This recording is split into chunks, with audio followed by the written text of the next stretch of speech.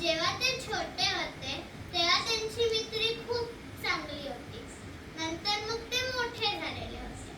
विजय पंडित आणि व्यापाराचे काम करायचा. तो शहरामध्ये करायचा.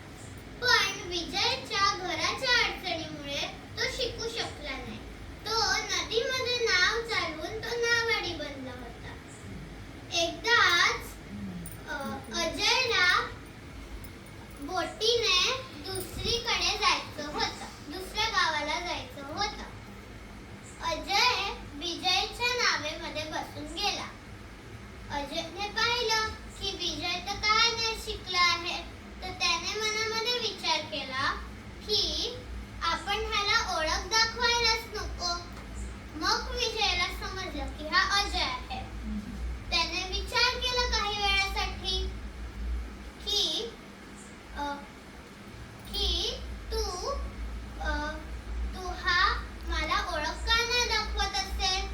शेवटी अजयने विजयला विचारले की तुला गणित येते का.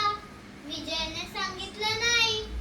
अजयने सांगितलं म्हणजे की तुझा अर्धा जन्म फुकट गेला.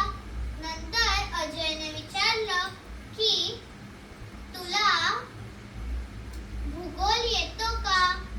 विजयने सांगितलं नाही. अजयने सांगितलं म्हणजे की तुझा पूर्णच जन्म फुकट गेला आहे. विजयने विचारले. त्याच्यानंतर मग ते जात होते. तेव्हाच एक नदीमध्ये मोठे वादळ सुरू झाले. अजयला नाही येत होतं पोहता, पण विजयला पोहताच येत होतं. तर मग नावेमध्ये मोठे वादळ आल्यामुळे पाणी शिरायला लागलं होतं. अजय खूप घाबरू लागला होता. नंतर अजयने विजयची माफी मागितली आणि त्याने सांगितलं की मला माफ कर. नंतर मग विजयने सांगितलं तुम्हाला पोहता नाही येत. अजय बोलला नाही.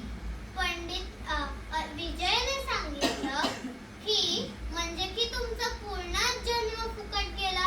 कारण की अभ्यास करून तर थोडाच फायदा होता. तुम्हाला सगळ्यात पहिले पोहता आलं पाहिजे. आणि असं करून विजयने अजयचे प्राण वाचवले. काय